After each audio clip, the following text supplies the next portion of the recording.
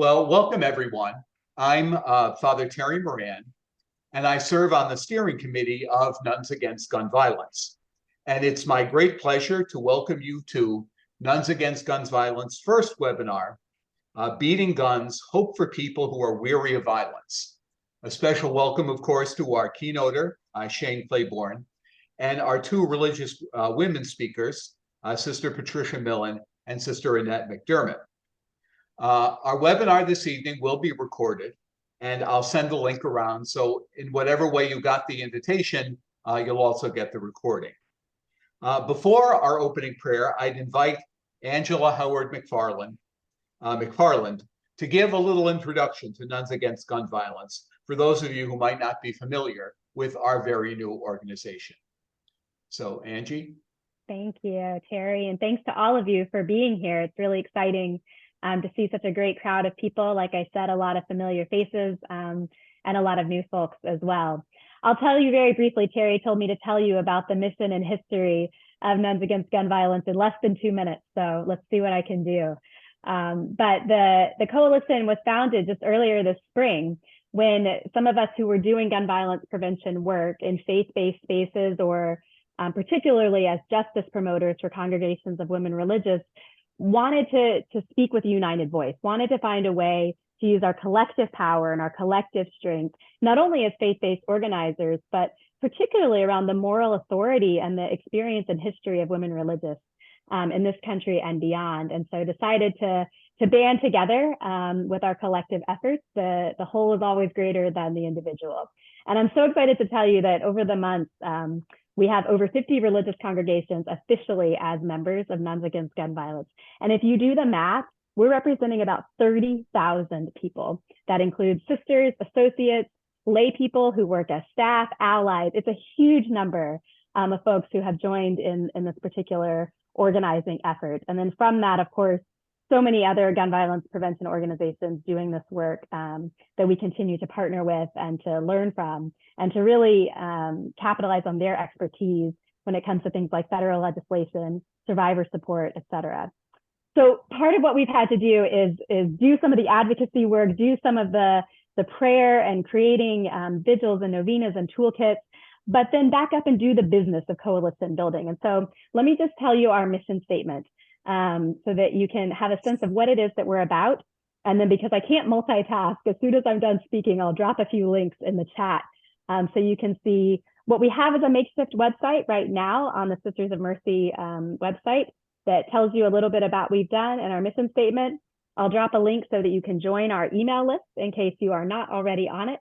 And then I'll drop a link also to an amicus brief that we were part of from faith-based organizations for the U.S. Supreme Court case that was just argued yesterday dealing with disarming domestic abusers. So I'll put those in the chat, but let me read you our mission statement so you have a sense of what we're about. We say that Nuns Against Gun Violence is a coalition of Catholic sisters and their allies that affirms the value of human life through prayer, education, and advocacy for common sense, evidence-based gun violence prevention. So that's what we're about: prayer, education, and advocacy, all in the name of common sense gun violence prevention with a faith-based voice. And so again, we're grateful that you're here, that you're part of it. I'm especially grateful to Shane for taking the time and to Pat and Annette, who are also going to share their voices and gifts. Thank you, Terry. Good job, Angie. 2 minutes. I'm inviting now Sister Dorothy Skesny, who is going to lead us in prayer if the gods of technology are benign to us.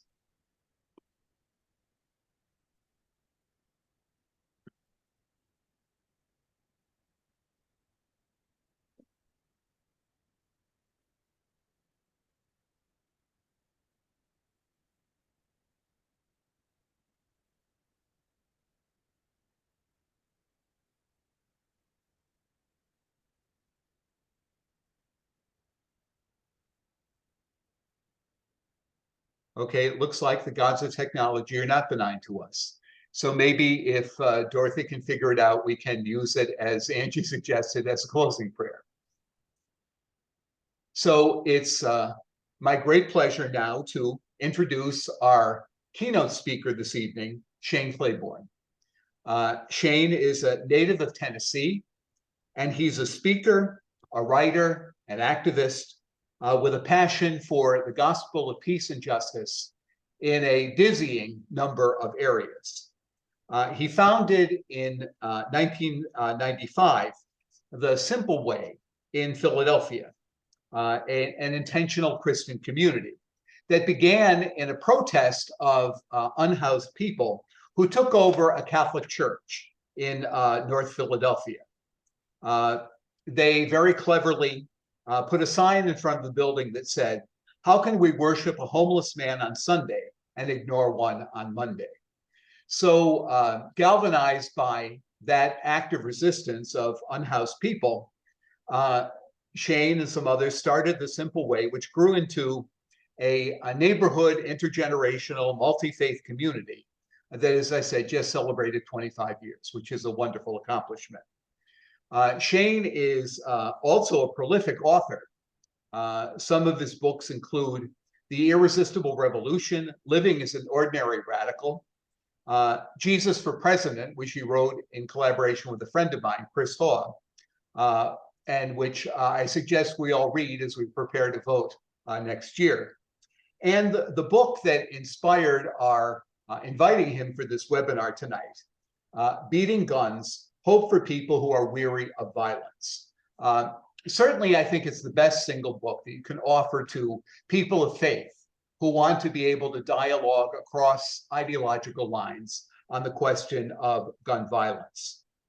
I'm wearing tonight, I don't know if you can see it, this heart that's made out of a bullet casing in another project that Shane is involved in, Raw Tools, called Raw because Raw is war backwards, where they literally take guns from situations of violence and turn them into tools and to other things of beauty. Shane's already incredibly busy life is about to change dramatically since he and his wife, Katie Jo, are expecting their first child in a few months. So we'll certainly pray for you during that time. This is easy now. The hard part starts in a few months. So Shane, a very warm welcome, and we look forward to learning from you and with you. Thanks so much. It's just wonderful to be with all of you, and especially at such a important time in our world and history, and with this new coalition, or whatever you call it, big old family of resistance. I love it. And you know, so growing up in East Tennessee, just to be fully transparent, I grew up with guns. I have fond memories of hunting with my grandfather. My dad was in Vietnam, so I didn't have a theology or real framework for nonviolence.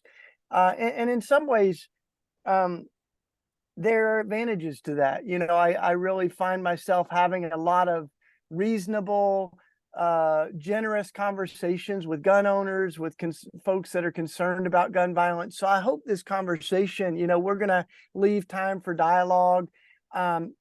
I'm not a single issue person, so I've written a book on the death penalty and restorative justice. We've done all kinds of work for affordable housing and, you know, challenging anti-homeless laws, all that. So the book I just released this year is called Rethinking Life, and y'all would like it because it's very much building on the seamless garment, the consistent life ethic, that sort of thing. So I felt like it, for many folks, that's resonating, right? That we want to be for life. We want to really embrace the sacredness of every human being. So I'm grateful to. I'm not Catholic officially, but I'm sure not Catholic. I have all kind. I've been mentored by a medical mission sister, Sister Margaret. I worked with Mother Teresa in India, so that shaped and formed me. I actually have downstairs a Vatican certified relic of St. Francis. So if that doesn't make me Catholic adjacent, I don't know what does. And you might have seen we've been making crosses out of guns. We make all kinds of things out of chopped up guns. But we just delivered a cross to Pope Francis. And apparently he loves it, because my friend met with him like a week or two later, and he told him about the cross that he has made from a gun. So that was pretty great. And just as a visual, this is one of our tools that we make. We started doing this inspired by the prophets Micah and Isaiah. Beat your swords into plows, spears into pruning hooks. And so we got our first donated gun over a decade ago. It was about 12 years ago. And we transformed it as a public demonstration. And we've been doing it ever since. So both my wife and I are aspiring blacksmiths. We've been in the shop all day today chopping up guns. So it has a distinct smell. I would like to think that it's incense unto the Lord. But this is also what I tell my friends. This is what my evangelical friends, I tell them, this is what a gun looks like when it gets born again. And we are kind of declaring every time that we do it, that all things can be made new. That metal that's been crafted to kill can be recrafted. We even take bullet casings like this one. We have a waste bucket full, sadly, of these bullet casings that we found on our streets or in the park, and we melt those down, and that's a heart made out of the brass casings of bullets. But it's very holy work, right? It's sacramental. It's a holy mystery. But I want to tell you, like, that's part of the kind of actions that we do.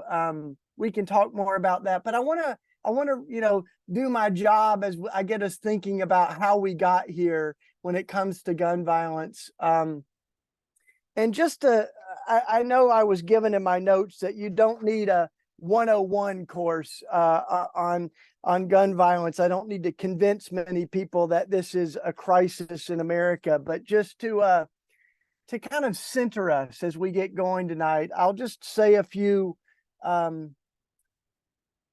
heartbreaking realities of where we're at, just to remind us of the urgency. So we have about 5% of the global population in the United States, but we have almost half of the world's civilian-owned guns.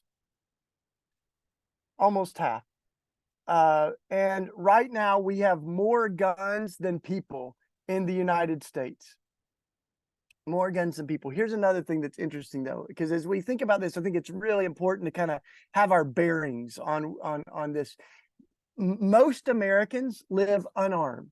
So 2/3 of Americans do not have firearms.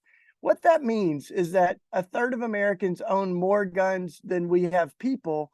And that also means that we also have a concentrated amount of guns in the hands of very few people that own a lot of guns.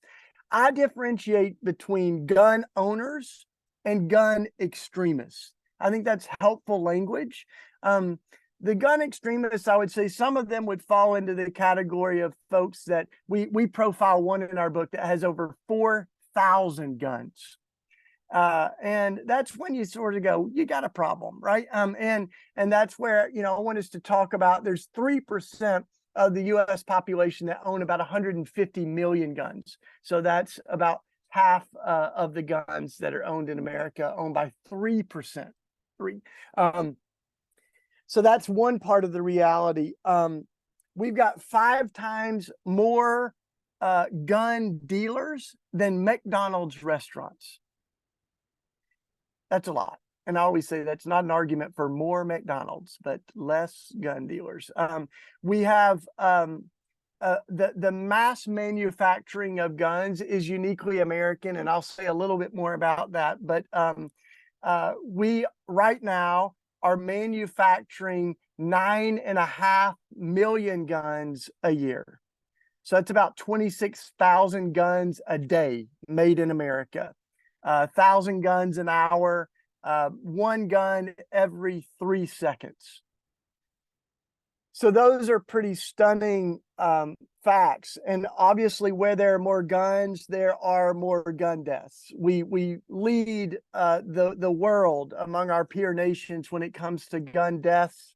Right now, we had to change this fact after we wrote the book Beating Guns, because when we wrote Beating Guns, it was 90 lives a day lost. Then we changed that to 105 lives lost every day to guns. And now that fact is about 120 lives lost every day to guns in America.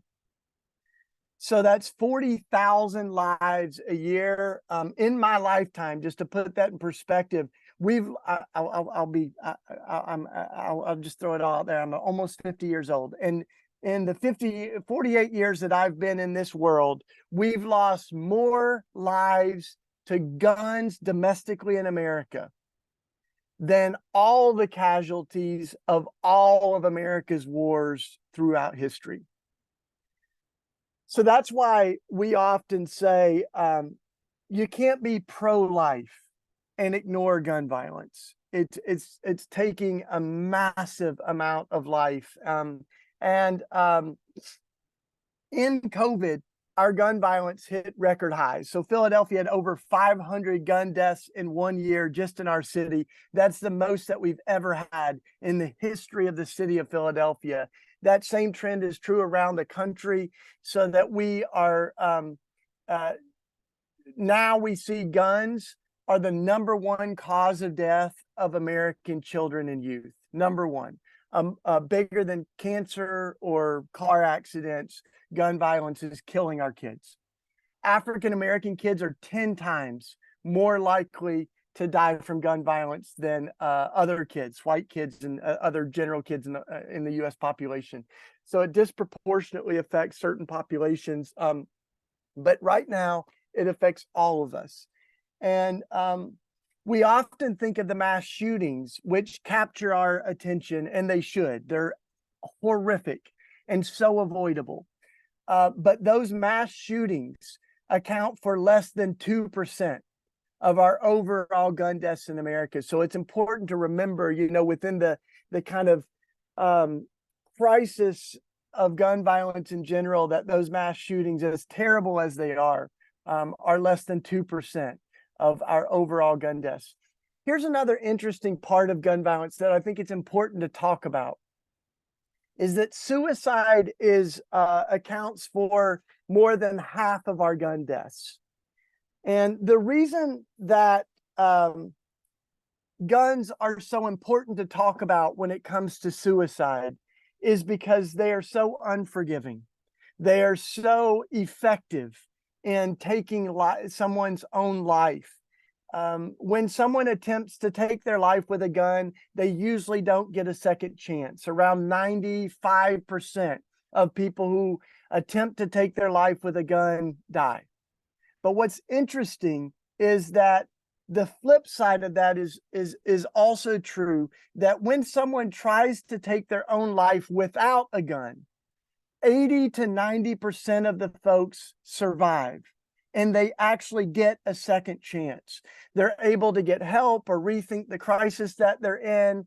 And most of those folks who don't end up taking their life on the first attempt do not end up dying by suicide. So, we've got to nuance the conversation. I think we've got to create new ways of thinking about gun violence. And certainly suicide is a part of that. When people say to me that this is not a gun problem, it's a heart problem or a sin problem, I often say it can be both. And the fact is, we have both a heart problem and a gun problem and a policy problem in our country. Every country in the world has the sin problem and the heart problem. Every country in the world has people who are prone to violence or filled with hatred, folks that struggle with mental health. And yet what is unique about America, where we stand alone in the rest of the world, is our access to weapons, especially weapons of war that can do so much damage. And guns like the AR-15 are designed for one purpose: to kill as many people as possible, as quickly as possible. And that's what they keep getting used for over and over and over. And so the irony is many cities like Philadelphia don't allow fireworks because fireworks can be dangerous. And yet we still have AR-15s. And in fact, this is not just hypothetical, right? We had an AK-47 shooting 1 block from my house where about 40 rounds went out in 1 minute and 2 people lost their lives. So this is a reality that we, as we think about what can save lives, we'll get into some of the policies around that. But I think Dr. Martin Luther King is really helpful. One of the things that Dr. King said when it comes to this heart problem versus the systemic problem or the policy problem is he said, Dr. Martin Luther King said, a law cannot make a man love me, but it can make it harder for a man to kill me. I love that line, right? A law cannot make a person love me, but it can make it harder for them to kill me. And I think that's what I would invite us to think about. And I think as we're in conversations with others, we can say, might it be possible for us to make it harder for people to kill? I mean, we're not going to get rid of every gun. Even if we did get rid of every gun, folks would find other ways to harm people. People have used airplanes in 9/11 to make a weapon.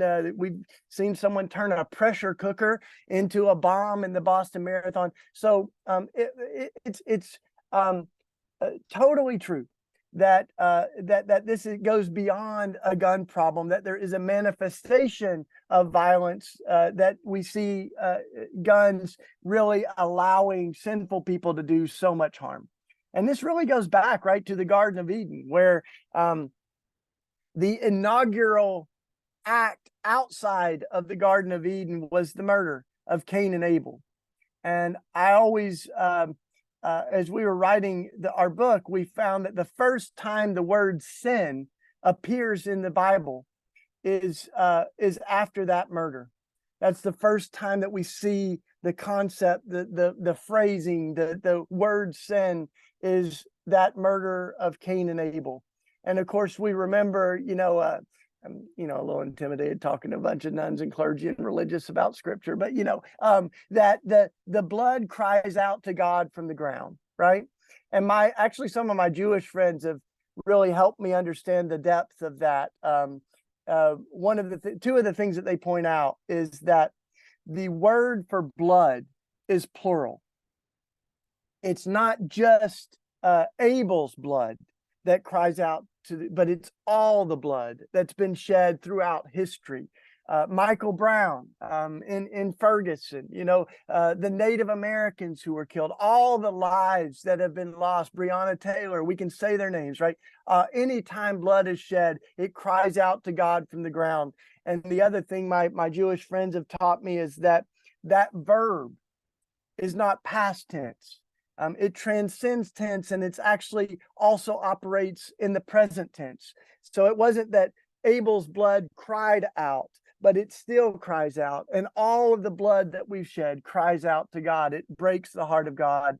And so as we think of America, it's almost hard to imagine America without guns. Right? I mean, this is so fundamentally a part of the sin and the ideology and idolatry of American history. I mean, how would we build a country with stolen labor on stolen land? And so guns played an instrumental role in subjugating African Americans, in taking Native Americans' land. One of the things that's very interesting is some of the first gun control laws were passed to try to keep Native Americans and African Americans from getting guns. So white folks really believed in gun control when it came to keeping non-white people from acquiring weapons. And so we kind of track some of that history in a little bit more detail. But it's important to realize, too, that guns are, of course, older than America. Human beings have been making guns or cannons, gunpowder weapons since 1000 AD. And the first appearance we see of handheld weapons that we would think of guns or firearms today was in the 1300s. But what is uniquely American is the mass manufacturing of guns. It's the capitalization of guns. Just to make that plain, as we did the research on this, it was really interesting that one of the key people in this was Eli Whitney, who it's kind of a hidden part of the history. In fact, I went to the Eli Whitney Museum and they didn't have any of this history. And I was like, he like mass manufactured guns. And they're like, oh yeah, come here. And they showed me a back room with all of the first guns that Eli Whitney had made. And so the first weapons contracts of mass production of guns, when it went beyond like a gunsmith making one gun at a time, was a contract of 30,000 guns with the U.S. government. And Eli Whitney signed up to make 10,000 of those and had never even made a gun yet. So this is how it started. And what we began to see is as tens of thousands of guns were being made primarily for the U.S. government in times of war, that war was a really terrible business because it had these huge ebbs and flows that you needed thousands and thousands of guns during wartime. But then when it was peacetime, then almost every gun manufacturer went bankrupt. And so they had to create a way to sell guns, not just during wartime. And that's where the gun industry really was born.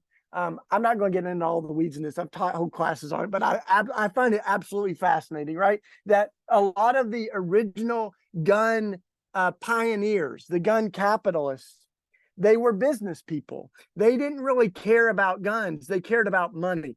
And they found that they could make more money off of guns than they could off of sewing machines or bicycles or shirts. So check this out. Remington, he was a pacifist.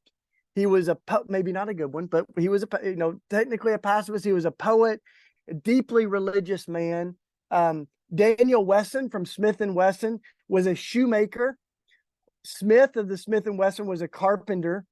Oliver Winchester, who's known as the king of guns, the Winchester guns, only owned 2 guns, and they were show guns. They were like hanging on the wall. They were ivory gripped pistols that they say he probably didn't even fire, but they were family heirlooms. So the point is that, these folks, they didn't love guns as much as they loved money, but they began to see the proliferation of guns, both in the US and globally, that's led to much of the crisis that we see. And there was sort of a moral agnosticism to it all. Those are beautiful kids we're seeing on our screen, but you can, I'm just going to keep rolling here.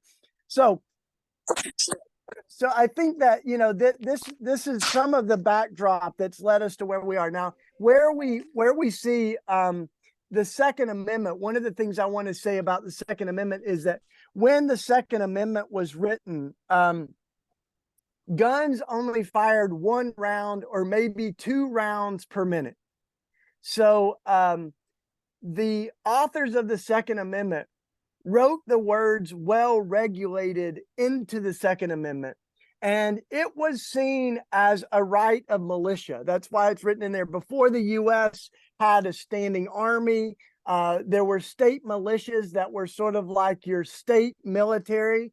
And I know all this stuff. So that's an important backdrop for where we're at now. Now, listen to this. James Madison, the father of the Constitution, said that liberty can be endangered by the abuse of power, but liberty can also be endangered by the abuse of liberty. So isn't it interesting that they saw that one person's unregulated ability to own whatever guns they want can infringe on someone else's right to live? And just to give you a few more conservative voices on this, because I think it's so important that we get outside of the left and right silos on this. is, one of the most conservative Supreme Court justices, Justice Scalia. He said, like most rights, the Second Amendment is not unlimited. It is not a right to keep and carry any weapon whatsoever in any manner whatsoever and for whatever purpose. That's Scalia. The NRA president, Carl Frederick, said, president of the NRA, I have never believed in the general practice of carrying weapons. I seldom carry one. I don't believe in the general promiscuous toting of guns. I think it should be sharply restricted and under licenses.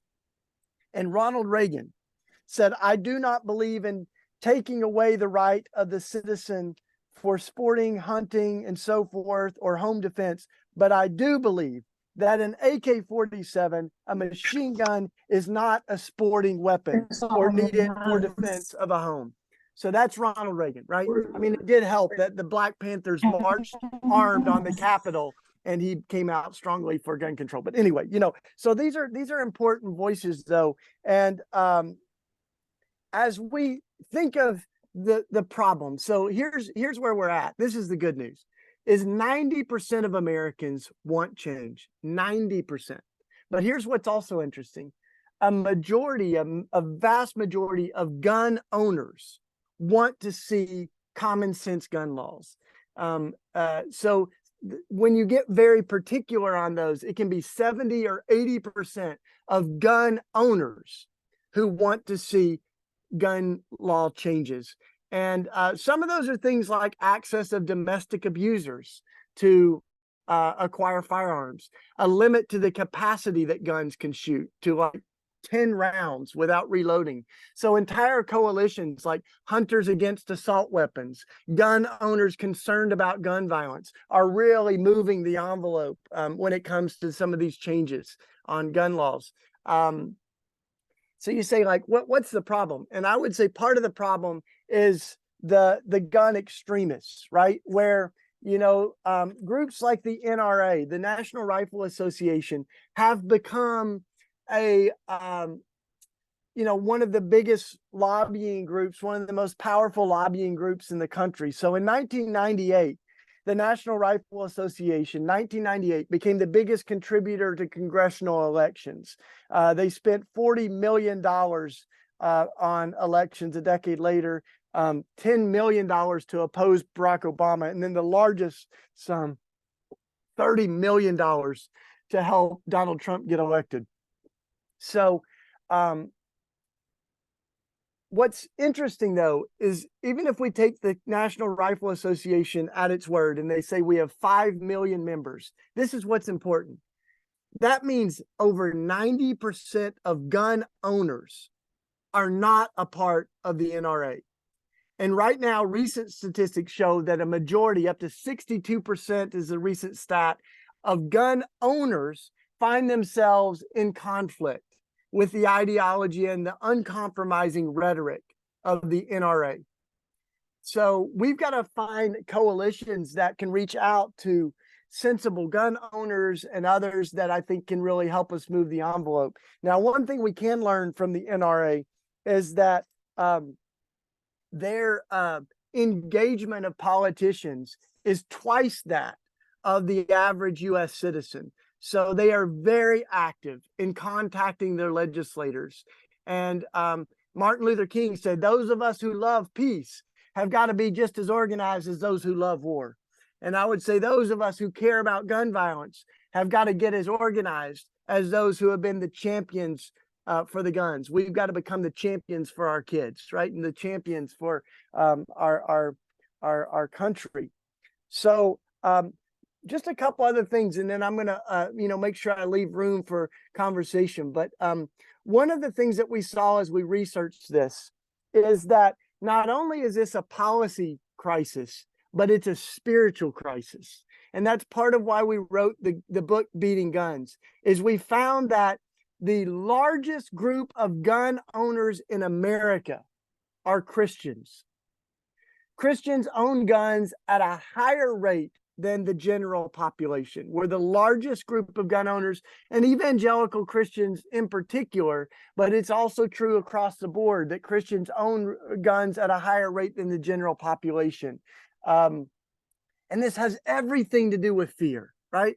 So I think it also has a lot to do with the changing demographics of America. A lot of this is about race. It's about white folks that have had the power that are now increasingly a minority, or at least not a majority in the way we have been traditionally. And so there's a white fear, a white nostalgia. You know, Make America Great Again is very much about making America white again. It's about going back rather than forward. And so there's a lot of this that we've got to address, that fear. We cite a study in our book. This was particularly around immigration and refugees. And the Cato Institute, which by no means is a progressive think tank, but they did a study about fear and how we are socialized to fear, and how irrational our fears are, especially as white folks. And they listed about 10 things that are more likely to kill you than a refugee or an immigrant.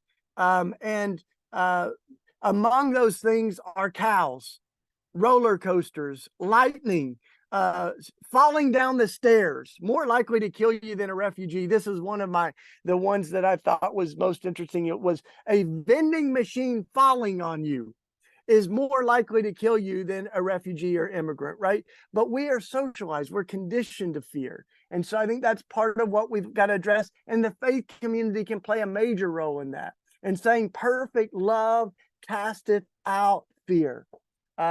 We like to say, you know, Jesus shows us a different way of living in the gospel, and the cross and the gun give us two very different versions of power. The cross and the gun show us two different versions of power. One of them says, I am willing to die. And the other says, I am willing to kill. And it becomes impossible to love our enemies as Christ commands and to simultaneously prepare to kill them. So the gospel of Jesus and the gospel of the NRA are in direct contradiction. And I think we really got to kind of name that. And I often use Peter as an example of someone who believed in standing his ground. And of course, when the soldiers come to arrest Jesus, Peter picks up his sword, cuts off one of the guy's ears, and Jesus scolds Peter. And he says, no, put that away, enough. And then he heals the man that Peter wounded. And the early Christians, Tertullian and the other early Christians, they said this was the final triumph over the sword, over the logic of redemptive violence. Tertullian said, when Jesus disarmed Peter, he disarmed every one of us who would dare call ourselves a Christian. We can never pick up the sword again. For Christ, we can die, but we cannot kill. That was the ethic of the early Christians. That was their nonviolence, right? And you don't see them picking up a weapon again for several hundred years. This distinctive nonviolence, this willingness to die for Christ, but not to kill for Christ, was the essence of the early Christian movement. So I think there's, a lot more theology that we can do, but we really name it as a form of idolatry, because idols are things that we die for, kill for, and sacrifice our children for. And guns have certainly become idols in America, things that we attribute God-like power to. We give them sort of a sacred reverence that only belongs to God. And there's actually one of the heads of the NRA, Warren Cassidy, said you would get a better understanding of the National Rifle Association if you considered it one of the great religions of the world. Whew.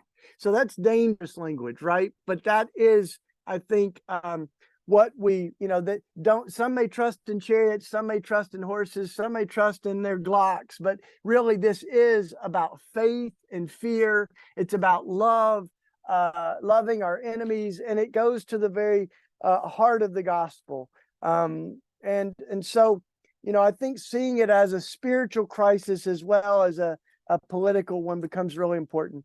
So I want to just close with a few thoughts on some of the things that I think we can do to actually begin to combat gun violence. First, I think cars are actually a helpful example. Cars are not designed to kill, but they can be deadly.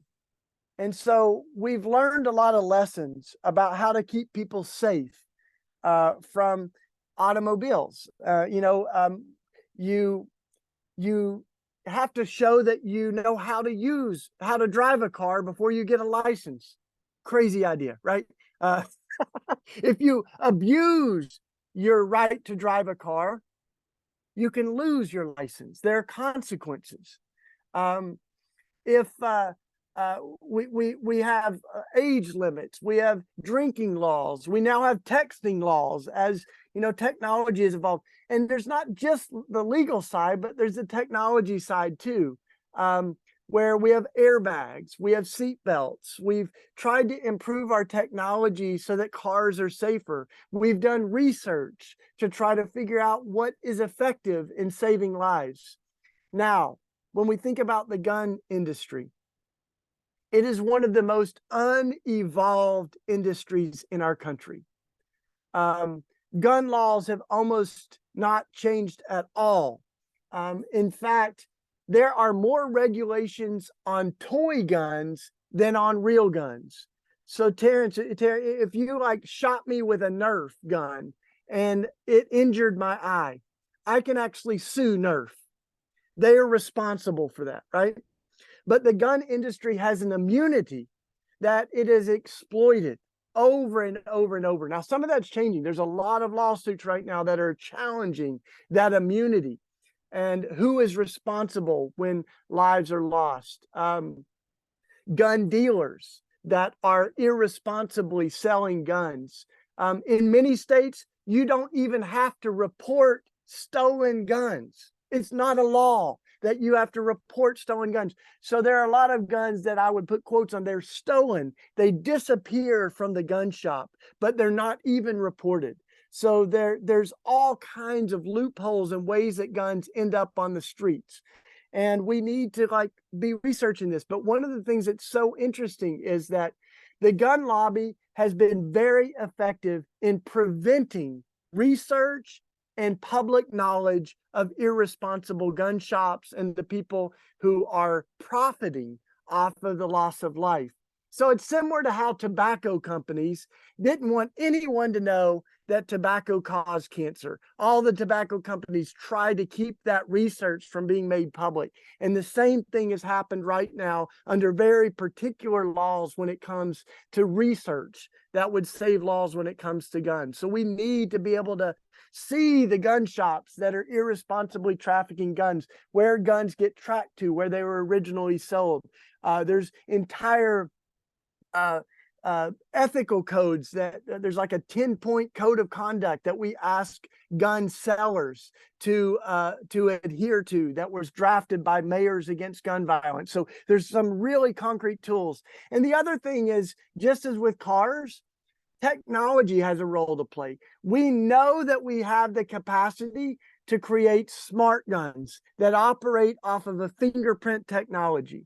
Now, it can be a while before we get there, but we have phones and, security systems and bank cards and things now that operate off of a fingerprint technology. And we could require that guns have fingerprint technology. And that wouldn't save every life, but it would sure make it harder if a kid found a gun in the home to have an accident, or a gun gets stolen from a car to be used because the fingerprint would not operate that gun. So there's a whole lot of things that we can kind of put our minds together on. And this is what I would suggest, is that we all should be asking, what could we do to save some lives, right? To cut that number of 120 lives lost every single day down. And I'll give you just a few other examples of things that I think are just as a starting point. Are we doing okay, Angie? Can I go 5 more minutes? Is that what you want from me? Okay. I'm trying to make sure I get, I read all the notes you gave me, and I want to make sure we get into the conversation. But I'll close with some of these laws that one of them is called one handgun a month. And this is trying to create common ground with gun owners, with maybe folks that are of a different political persuasion, and saying, like, this is not a violation of the Second Amendment. In fact, it probably gets closer to the well-regulated part of the Second Amendment to say a single individual can only purchase one handgun a month, 12 handguns in 1 year. Who needs more than 12 handguns? I'll tell you who needs more than 12 handguns. Someone that is not making the world safer and is probably making a whole lot of money off of selling handguns. And so those are laws, right? Let's try to find, but those create a crack in the gun extremists if we can find some of those places, right? Requiring licensing, background checks, cooling off periods, red flag laws like the one that we saw in Maine. There were so many red flags, indications, even public announcements on the internet that this person was intending to do harm. So what that means is if someone's own family or law enforcement, they see something that indicates someone is a threat to themselves or to other people, that their firearms could be taken away. These are red flag laws. A limit to the capacity, right? So it's helpful not just to use language like AR-15s, because all the gun manufacturers do is they change the name of the guns. So that's why it's helpful to use language like high capacity magazines, or limiting the number of rounds a gun could shoot without reloading to 10 rounds. That would help save lives, undoubtedly, right? We know that 18 to 22-year-olds are responsible for a disproportionate amount of the violence. So raising the age to acquire firearms is another one that's worth thinking about. Like, you can't rent a car until you're 25. You can't buy a beer until you're 21. Should you really be able to own firearms? Should you be able to purchase an AR-15 when you can't even buy a beer? So those are things that I think, eliminating some of the laws that would then allow us to have more transparency when it comes to gun buyers, records, gun dealers, so those are just a few. It's meant to get, the conversation flowing, but I want to say that I really believe that we can make change happen. When 90% of Americans want change, 60, 70, 80% of gun owners want change, and young people are fed up with the excuses. They're fed up with the stale debates and the old arguments, and they look at our country and they go, it does not have to be this way. And that's where I am so encouraged to see groups like this that are forming, that are coming alongside groups that have been around a while. And we're doing everything we can to equip and give us the tools, the language, the policies, and the inspiration, right? Part of why we turn guns into garden tools is that it's hopeful. We often say, we're not just protesting, we're protestifying. We're proclaiming that things can be different. And every time we chop up a gun and we repurpose it, we're making that proclamation that things can be different. So it's an honor to be a part of the conversation tonight. And I'll pause there and open it up. Thanks.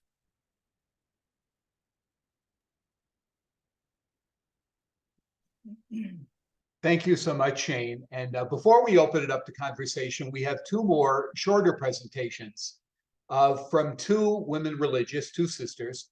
First, Sister Pat Millen, who is the Sister of St. Francis of Philadelphia, who will talk about the process their congregation took in voting on a corporate stance, a public corporate stance for gun control and against gun violence.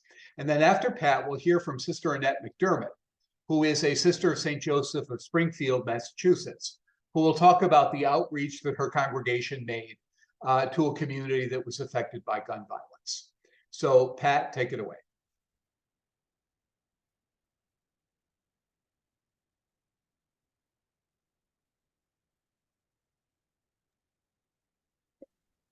Thank you, Terry, for that introduction. And it's really good to be with all of you tonight. So let us begin this presentation. The Sisters of St. Francis of Philadelphia have a long history of addressing issues of social justice and peace. Our efforts for advocacy are promoted especially through the work of our JPIC committee, which has responsibility for educating our members and providing opportunities to take action. Given the world in which we live, we realize that we cannot address everything with equal attention. So we made the decision to focus on a limited number of issues critical at a given time. We have created a process for the congregation to provide education for our members on a given topic, to engage them in advocacy, to involve them in the process, and to hold ourselves accountable for what we say in public statements. While most of our corporate stands have been initiated by the JPIC committee, any group of sisters may introduce a corporate stand proposal provided they follow the process, including providing education on the topic, grounding the rationale in Scripture and Catholic social teaching, and linking it to our congregation's mission statement. To be corporate stand, it must be voted on and approved by a clear majority of our sisters, 80%. Prior to the vote, the JPIC committee provides education on the issue and a reflection guide with a copy of the proposed corporate stand and referendum to each member of the congregation. Our policy manual states, a corporate stand is a deliberate public statement and or action by an individual or group with regard to an issue of human concern and or societal systems that involves gospel values firmly grounded in Catholic social teaching and in our Franciscan heritage and tradition. The stand may be one of assent or dissent. These corporate stands act as concrete ways of affirming our belief in nonviolence and of taking the necessary steps to be a healing, compassionate presence in our violent world, especially with women, children, and those who have no voice. Components of taking a corporate stand. The issue must meet the following criteria: be external to the congregation, be consistent with the gospel, Catholic social teaching, and our identity as a congregation, be of major significance. There must be a period of research and education. Those sisters, individuals who have identified the issue as one calling for a corporate response must research the issue. The results of the research must be shared with the entire congregation. This education must fulfill the requirement that members who participate in voting on the referendum be appropriately knowledgeable about the issue. The referendum process measurement will be used to determine whether a corporate response is possible. So let's look at this referendum. We have an individual response, and they have the opportunity to either support the congregation in issuing a corporate stand or not. But in each case, they need to list why they are doing this. So as Franciscans, we have a moral obligation to support all efforts to strive to be women and men of peace by our work toward fair and adequate legislation on gun safety reform. We do ask them to print their name and sign it and date it, and we give them a date for them to return it to our charism office in Aston, Pennsylvania. So let's kind of look this over again. We have an issue to be addressed. The JPIC committee prepares corporate stand and prayer service. They share the proposal with leadership. They send it to the congregation. And if it's approved, it's sent to our communication office to post on our website and to be shared on social media platforms. Our corporate stand on gun violence from 2019, we, the Sisters of St. Francis of Philadelphia, choose to live the gospel in the prophetic spirit of St. Francis of Assisi and our foundress, Mother Frances Bachman. With Jesus Christ as brother, we live as sister with one another and the entire human family and with all creation, calling ourselves and one another to continuous conversion of heart. We commit ourselves to a life of contemplation, poverty, and humility, seeking to participate in the Spirit's action in the world. We direct our personal and corporate resources to the promotion of justice, peace, and reconciliation. The Sisters of St. Francis of Philadelphia, conscious of the growing use of assault and other weapons in our society, take a corporate stand on behalf of gun safety reform, thereby committing to educate ourselves and others toward a culture of life. The impact of this corporate stand. Again, a corporate stand is a public statement, which is the result of much prayer, study, reflection, and discussion by the members of the congregation. As Sisters of St. Francis of Philadelphia, we believe that using the power of our collective voice, the voice of 320 sisters, through a corporate stance will help create the positive pressure for a moral and just society. When requests come from, say, every town for gun safety, to tell the ATF to close the gun show, and online loopholes come in, as JPIC coordinator, I can sign on for the entire congregation. And when I meet with my senators in the state of Washington, Maria Cantwell or Patty Murray, I can share, we, the Sisters of St. Francis of Philadelphia, have a corporate stand on gun violence. And now I want to quote Sister Reg McKillop, who's part of our audience tonight. I think she says it well. Now more than ever, we need voices demanding change in our gun laws. Our corporate stance gives us a vehicle to join the call for change and raise our voices as one.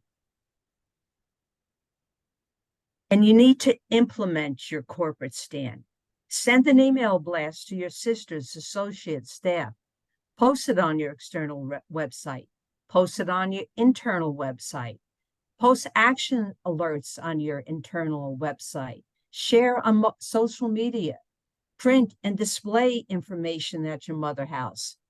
Involve your university or high school. Create press releases to send to your local paper and the local paper in every city that the Sisters of St. Francis minister in. Feature the issue on a podcast. Connect to a recent event. And always participate in vigils and marches against gun violence. Use your voice. I'm just showing you a couple of photos here. This is our sisters in a march. We can end gun violence.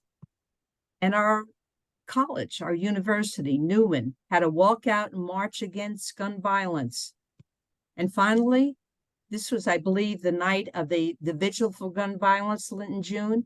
Here's our Sisters of St. Francis of Philadelphia, proudly wearing their orange shirts. We have other corporate stands: immigration, death penalty, opposing the war in Iraq, human trafficking, care for creation, and our latest is Against Gun Violence 2019. Thank you for listening.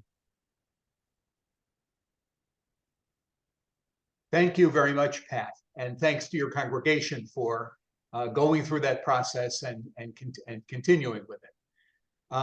So we'll now hear Sister Annette McDermott, a sister of St. Joseph of Springfield.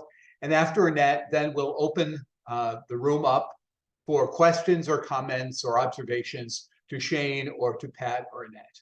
So Annette, take it away. Thank you, Terry, and good evening, everyone. I hope you're all well. I'm just coming in from another event, so I just wanted to let you know that and I had a little bit of trouble getting in, but we're here. So I thought the Holy Spirit was keeping me out. I was like, oh, this is okay. So Terry, I was like, oh, see, you got your, you got your moment there. So Terry's invitation to be a part of this, and I'm really humbled because this is a very, let's say, a very sacred moment. And it's more, I'm going to tell it to you in storytelling form, because it just keeps, I was just, even on the way down to Pennsylvania, I was just going through my head, what happened? There was something really powerful that took place. So let me begin by first stating where we live. We're Springfield, Sisters of St. Joseph from Springfield, Massachusetts. Springfield, I've come to recognize in an article, never heard it referred this way, but it belongs to the Gun Valley.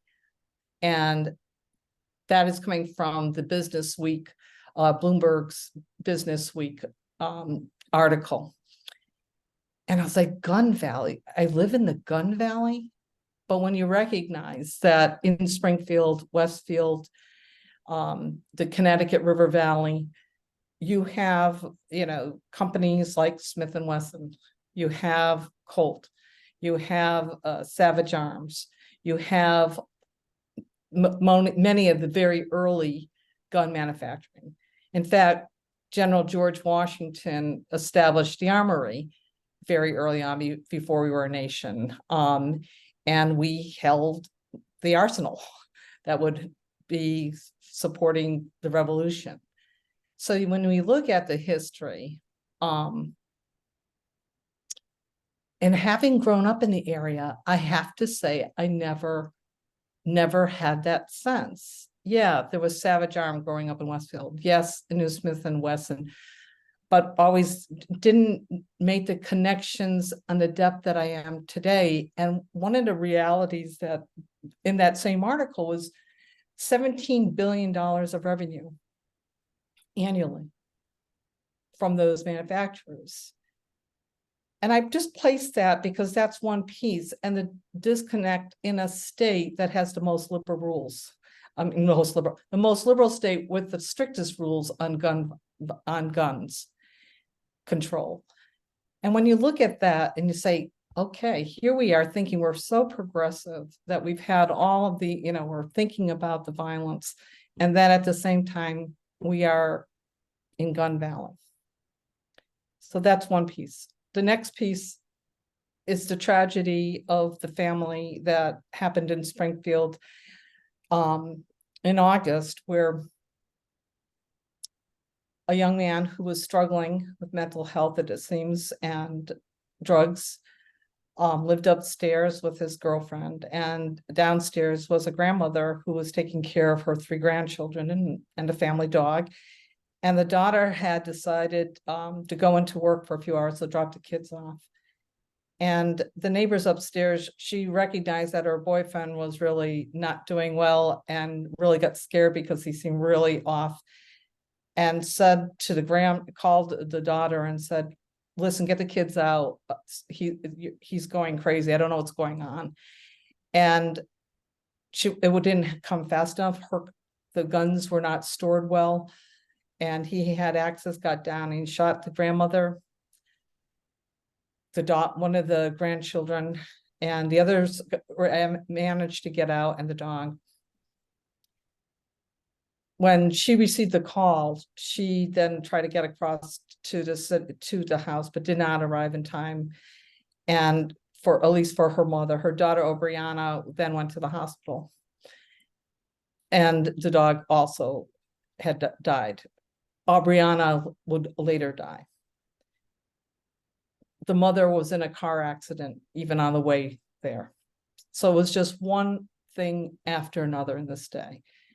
And as the news was breaking, everybody was breaking. The EMTs, the police, the girlfriend who she actually owned the guns, and the man who shot everyone and the family, the perpetrator, he killed himself. So there was just tragedy through the whole thing and horror.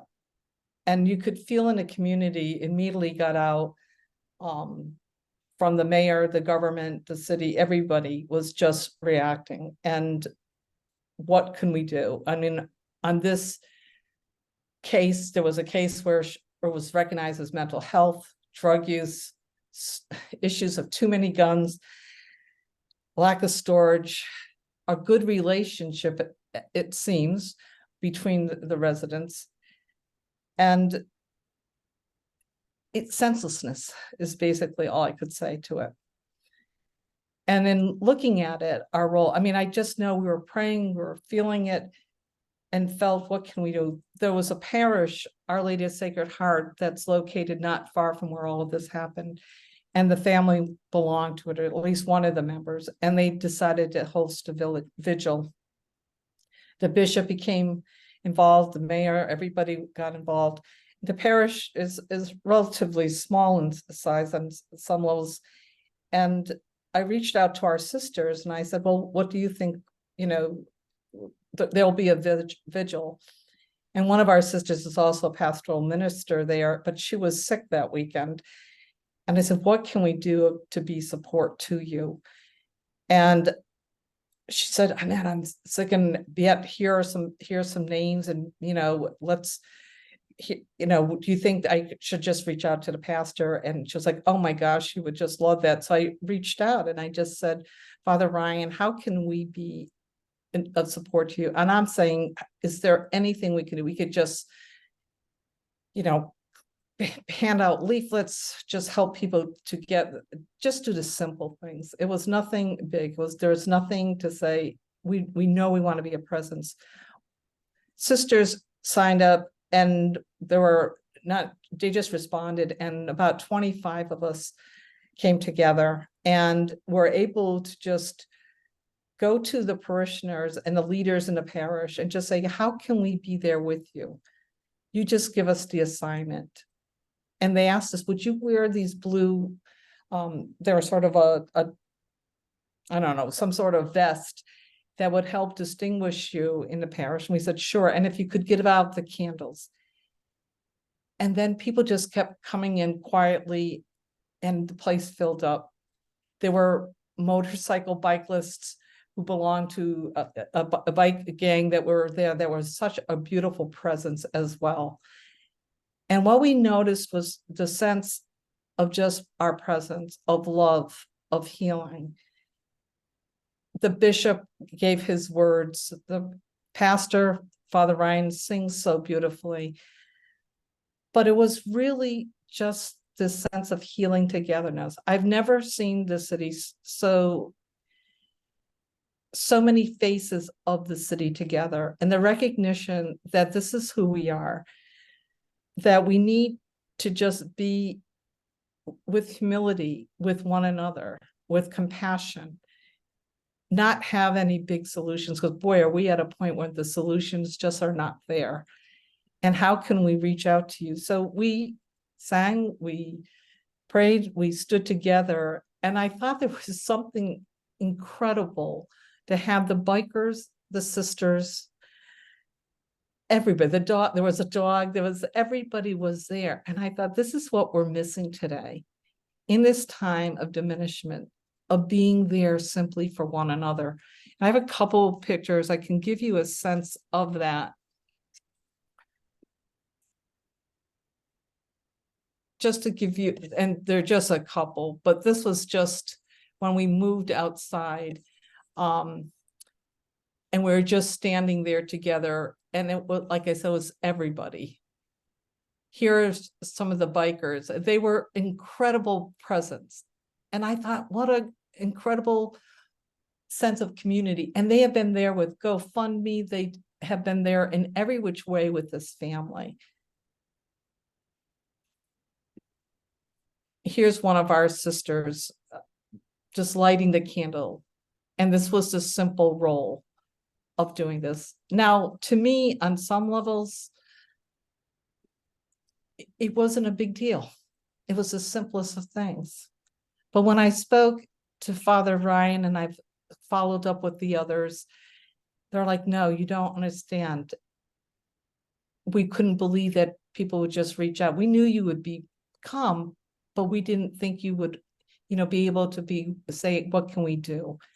And it's that collective sense of really saying that in the moments of greatest darkness, if we can engage with one another through this painful period, that hope can come through, that light will be there for us. And I've been really humbled by it because I felt, and as Connie and as anyone who attended, there was something different from this moment. And the best I could calm down with, I don't know if any of you are Merton fans, but when he was at that corner of 4th and Walnut, I felt that. I felt there was a oneness. You remember when he's like, oh my goodness, I love every one of you. And it was that diversity and that oneness that I felt so powerfully. And this other sister said, Annette, I felt it too. There was something different. So this is a very simple story in apparently the Gun Valley. And that this family needs our prayers and that we all need healing. We all feel complicit in it because those guns should not have been there. And what can we do? But the one thing I know we can do, and we do it, all of you do it so well, is love. And that's all I've got to provide with you tonight. Annette, thank you so much for that very moving story and something that all of us can do.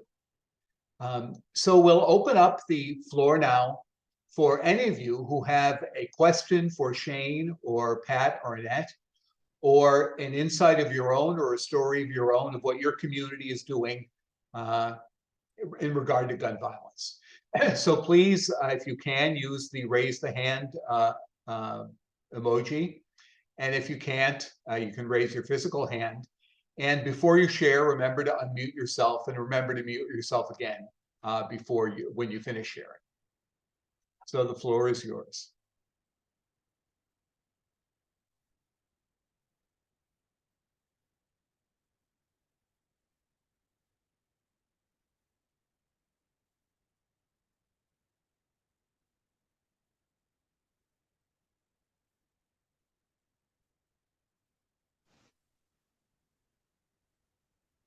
Elaine?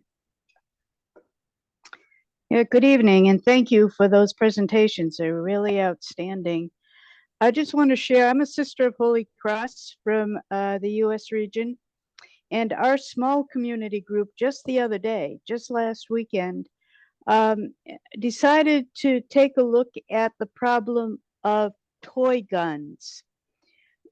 During the summer, my sister and her husband were on their motorcycle, and my sister saw a gun being raised and was just able to alert her husband in time, and they were both shot by Nerf projectiles. This was a Nerf gun, but she wasn't sure when she saw it being raised. They stopped, they called the police. The child's been arrested. He's been charged with 2 felonies. He's 14 years old. And the question that arises then, he has no remorse. He said, it doesn't matter. Nobody got hurt. I can do what I want. And I have a ton more guns at home anyway. So the question that arises is, what's next? What happens when the fascination with that toy gun is not enough?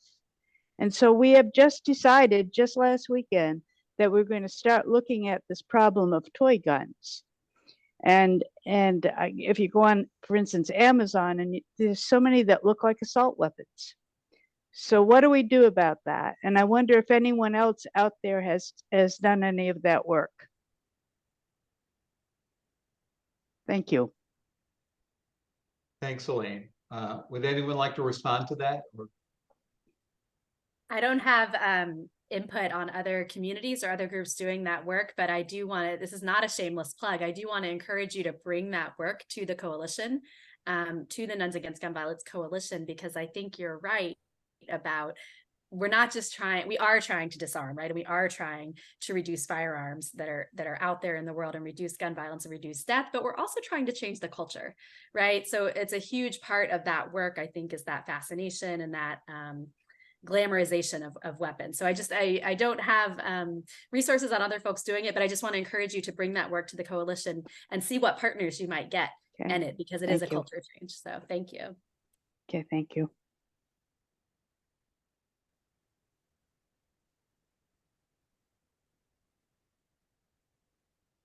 Like Nan. Hi, I'm here in Falmouth, Massachusetts, and in our town, when the police said that they needed to replace their old service weapons with new service weapons, the town got very interested in what might happen to the ones that they were retiring. This was their batch of weapons that were semi-automatic long guns. They can be categorized as assault weapons, which are not legal in Massachusetts for individuals to own, although police officers can own them privately. The town got very concerned about this because the general thing that happens in Massachusetts is that when, and probably anywhere, when guns are retired, that they are traded in to federal gun dealers to get a deal on the next purchase. And so those guns, now we have 15 more assault weapons in our community because they were sold back into our community to the police officers, and yet they could be sold out of state. So this is something that we're trying to get the word out. If you're, we have succeeded in getting a couple policies written in the town with the possibility that they would be destroyed in the future instead of re-entered into circulation. So if that is a project that the town you are in, the group you're with, might be interested in at least finding out what happens to retired weapons. We have a challenge ahead of us now because supposedly in 2025, there is a line item in the budget to replace the handguns. Some of the handguns are at a level also that they cannot be owned privately, but even if they could be owned privately, we feel that they should be destroyed because we don't want to see towns contributing to the supply of, military weapons in our community. So I'll put my email in the chat if you want to get in touch.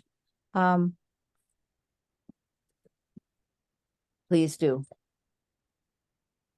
Great. And just to say a little on that, we've been trained in how to the language we use is decommission firearms. So that's a good word. Make them inoperable. There's a really particular protocol for that, but we're training folks all the time. We're training communities, church congregations, rec centers in how to decommission firearms. We've got whole trainings on that and liability insurance and all kinds of stuff. Right now we're working with law enforcement, with individual donors. Someone just had an AR-15. They Googled how to get rid of a gun and it pulled us up. We work with Homeland Security and different municipalities too. So we're in like the 211 network so if like a mom found a gun in her kid's room and didn't know what to do, they could call us. And I told them it's kind of like we're like Ghostbusters, only gun busters. So, but we love training people on how to do it because the wild thing is it is easier to get a gun than to get rid of a gun in our country. So we're trying to make that a lot easier. Every 3 hours in the United States, we're trying to have a group that's trained in how to decommission firearms. Decommissioning meaning that you make them inoperable? Yeah, there's several ways to do that without getting in the weeds too much, but we use chop saws and we chop them, and it depends on the particular gun, but we chop them up with a metal chop. I want to be in touch with you about that. Good. Yeah, and I put our website in the chat.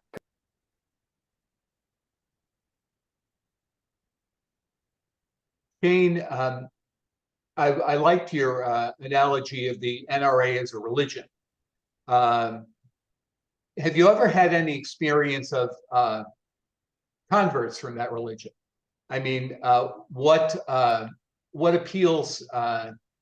Because it is a whole change of mind and heart and soul. So, do you have any stories of conversion? Yeah, I mean, there's a lot of stories. Even just recently, last year, we were part of a whole faith movement that we were going to hold a prayer vigil at the NRA convention, and then Uvalde, remember, and it was like a week or two before, and so we went into, there's a prayer breakfast at the NRA that begins with the national anthem, with listen to this. So and then they read the prayer of St. Francis.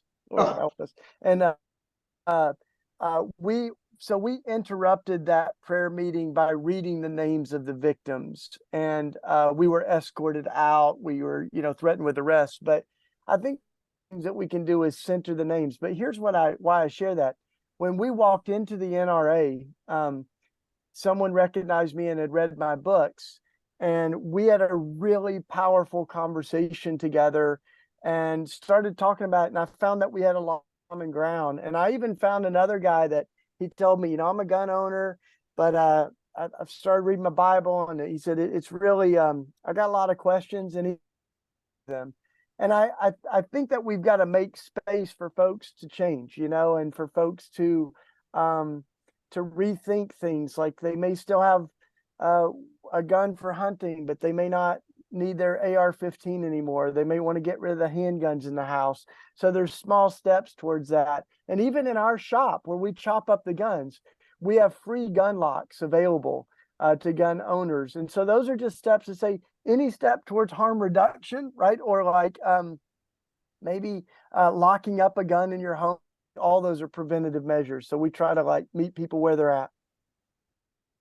Thanks.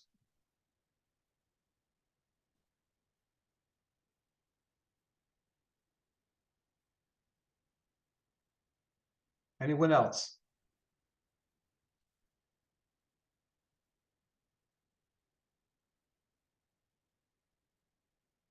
Jennifer? Yeah, thanks, Terry. Shane, I had this question. You talked about the extremists, the people that own these hundreds and thousands of guns. And so my question was should we kind of be happy at that because they're not in individual people's hands, right? So because are these the people that are these extreme gun owners, are they committing a lot of crimes with guns, or are these people who are not committing a lot of crimes with guns? Do you see what I'm getting at? Where if they're law-abiding citizens but just have this ridiculous gun collection, then maybe that's not horrible in the scheme of things, or maybe it is. I don't know. So I thought when you said that, I'd ask you that question. Yeah, thanks. I mean, I don't want to be too absolute in categorizing folks, but like Mel Bernstein that we profile in the book that has 4,000 guns, he also has some severe mental health struggles, I would say. Like he has actual like dolls of entire bodies of women that are sitting in his house, and cars been shot up, and his own arsenal was robbed. So I mean, when you have 4,000 guns, it's not making things safer. And I think especially someone that there's an interview with him that you can watch that it's very disturbing. He says he was bullied his whole life, and so that's why he needs all these guns. So I don't know that that's monolithic. Like I think there are people that, actually, I would say a lot of my family members fall in the category of owning more than 20 guns. So they would be in that 3%. But they try to be very responsible with those. So, that's why I would say I would be careful. But I do think that when it comes to this ideology and the rise of groups, these are folks that also fall into that category. And, not every, I often say somebody in the NRA is an extremist, but not everything in a McDonald's is a hamburger, but you don't have a McDonald's without hamburgers. I don't think that you have the NRA without the extremists and militia. So that's why I think it is an effective group to really say you have a responsibility in all of this, you know? Yeah. Thank you. I appreciate that.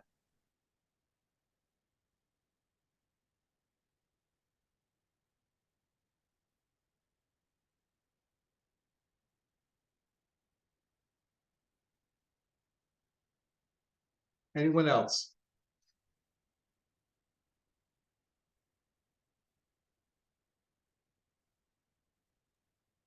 I just wanted to say I recognize some of you on the call and I admire your work. I love your work, and any way that we can keep collaborating, let me know. Our websites are in there, and this or the death penalty, so many different fronts. I just have much respect for you all. And I also put a few resources in there because we've done like Stations of the Cross, where we also the suffering on our streets, and we do like the Stations of the Cross on corners where people have lost their lives, and it's a really powerful connection. During one of those services, I had a mother that said to me, I get it. I said, what? She said, I was raised Catholic. I was raised in the church, but it never hit me that God knows what it feels like to lose your child. And God knows what it feels like to be me. And she had lost her 19-year-old son to gun violence. And so I think there's something powerful when we connect our faith to the streets. And, you know, the liturgy is a way to do that. The memorials to the lost that I put from Heeding God's Call, where they help you establish T-shirts with the names and ages of everyone that may have been killed in your state. Some of those are put like St. Joe's School did that here. In fact, we brought the forge to St. Joe's High School, and we forged all day long with the high school students, and they put names and ages prayerfully on this memorial, remembering the 500 lives lost in Philadelphia. So I think there's a lot of ways that we can really like make our worship connect, you know, to the pain of gun violence. Denise Curry? Yes, I've been really impressed with the projects that some groups have come up with, the problem of what to do about toy guns and what to do about guns that are in excess when the police get new guns. So I wonder if there's, if Shane or anyone has some projects like that off the top of your head that might inspire others to do something like that. So there's always the case of assault weapons and signing petitions for that, but these little projects seem so local and important.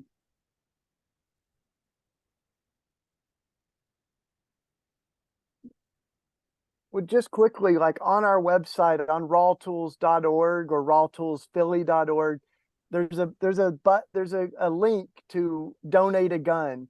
And we have to be really careful in how we use our language on that, because it's illegal to transfer firearms. So the way that we legally do it is that we help the gun owner decommission their firearms. So we either bring the equipment to their home or to a neutral facility, or they safely bring the firearm to us and we make an appointment to decommission it. We also do that with law enforcement, but we've done large gun give backs or gun buybacks. Sometimes we do those with law enforcement. It depends on the nuances of the local laws, but we, I mean, one of our partners just chopped up 150 guns at one time. So we could totally have the capacity to do that. And some of it depends on how we would collaborate with law enforcement to do that. Sometimes they want to check every gun. There are times where they want to use their equipment to decommission the guns, and we get to repurpose the gun metal and pieces. But anytime we can chop up a gun and get it off the streets, we try to do that. So I'll put the link for that on the website, but yeah. Conchetta Smart?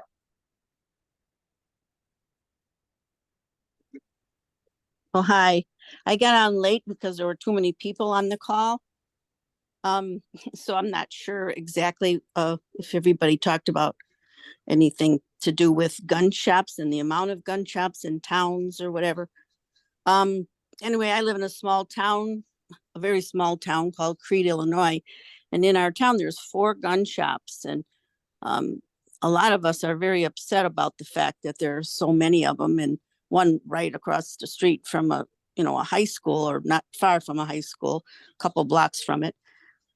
So we went in there and took pictures, and they told us they were going to call the police on us, and we couldn't do that because we were going to maybe try to get something in the paper, or anyway, I just was wondering if anybody talked about legislation, if there's any kind of laws that there can't be so many gun shops so close to schools, or I don't know, anything about legislation or ways you can stop all of these gun shops from being in somebody's community.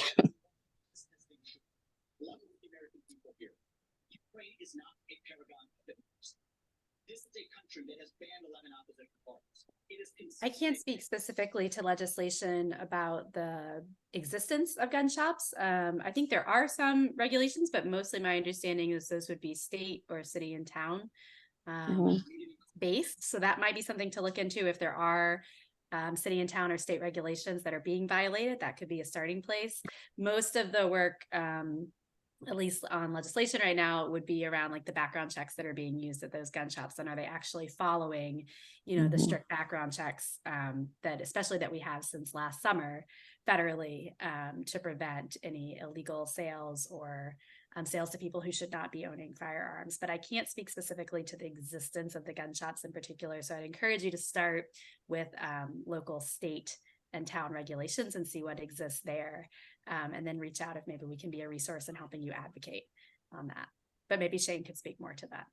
Well, just quickly, I mean, I mentioned that there's 5 times more gun dealers than McDonald's restaurants. And, but this is also one of those things that's not monolithic. Like, small gun shops are not always less or more responsible than large gun shops. For instance, the 10-point code of conduct that we ask gun dealers to adhere to is really helpful. It's in our book. You can find it online on our site and stuff too. But Walmart signed on to that code of conduct. So I have plenty of critiques of Walmart, but I would applaud them on that one.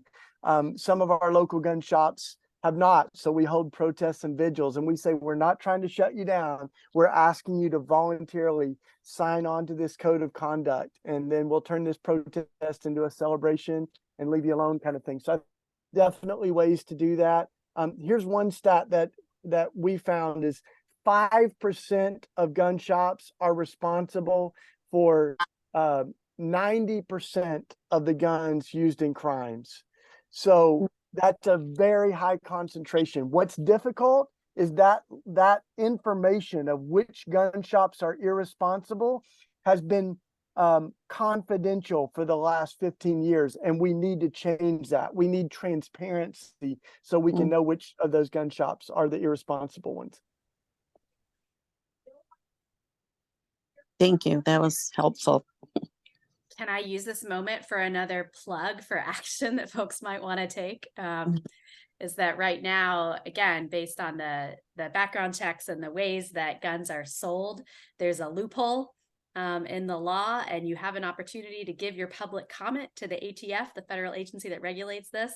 I'll put the link in the chat, but you have another month to tell the ATF to close this loophole and make sure that at gun shows and that at dealers that aren't traditional gun shops, that they are subject to the same code of conduct, to the same background check level. And it's a really important thing right now.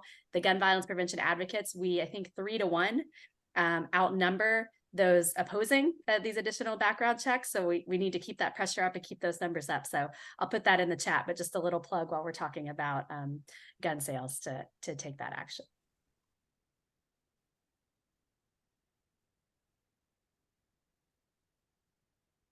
Anyone else?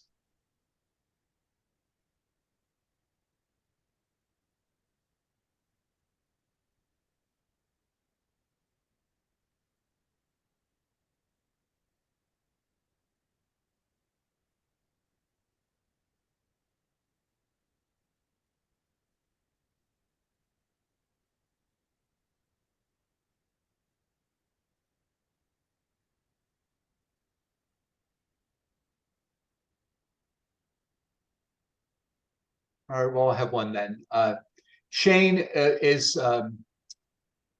we're a relatively new coalition that's grown astronomically in a very short period of time. We have members in 48 states. What's your number one recommendation to us as we look to doing something effective against gun violence in the future? Well, goodness, I think celebrate what you're already doing. This is extraordinary. There's a lot of people that care about this, but aren't doing anything or don't know what to do. One of my mentors said it, the hardest part about running a marathon is not getting to the finish line, but getting to the starting line. So celebrating that you started something. And then I think the materials you shared were incredible. Like, that gives some tools of how communities can draft in your own religious community a statement on gun violence and on the death penalty, on different things if we haven't. And then I think there's other groups that I'll keep putting in the chat that some of them have been around, but honestly, some of the groups that have been around need fresh energy, so you're going to be so encouraging to them. Every town, I'm on every town's faith leaders network or faith council, I think they call it. So that's a great resource, and they realize that there is an element of faith in this. So your movement would be wonderful. The Brady Coalition, there's all kinds of different groups. Moms Demand, Students Demand. So just keep looking for opportunities to show up and to collaborate. I mean, I think that's what you're already doing. And then we've got another group that has been around just a few years of faith leaders for gun safety. So I'll try to put our website there too. In any way that what we're doing, we're all collaborators. We're with that idea that we're stronger together than on our own. So let's keep doing it. Yeah. Thanks.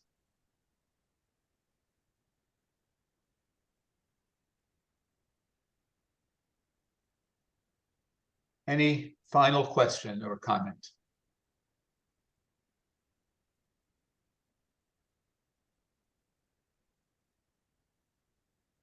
I put in the chat earlier, and we can send them out when we send the recording, but just if you have suggestions for action for future webinars, you just want to be in touch with Nuns Against Gun Violence. It's nunsagainstgunviolence@gmail.com, but I put it in there so you can email us.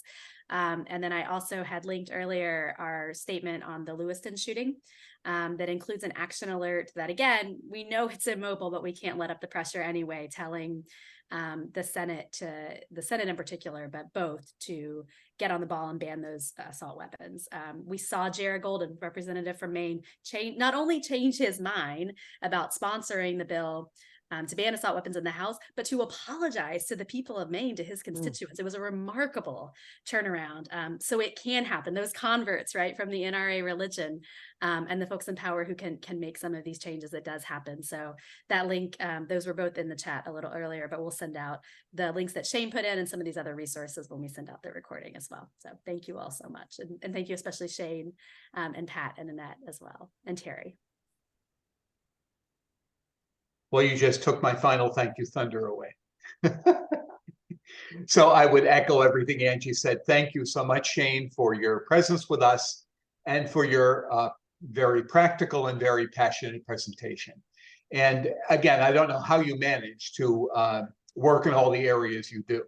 It's really quite stunning. So thank you for your witness as a disciple of Jesus, because it's very inspirational.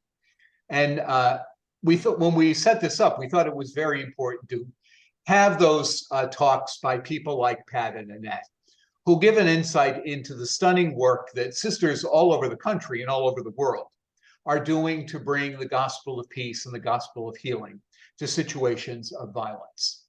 Thank you to Dorothy for preparing the prayer. Unfortunately, we weren't able to see it.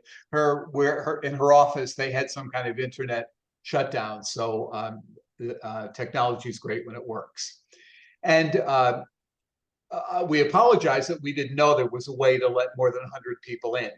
But it's a nice problem to have, that we had people clamoring to get into something like this. So thanks most of all to all of you for your interest and your participation, for your as I said, the energy that people have manifested for this coalition in less than a year really is stunning.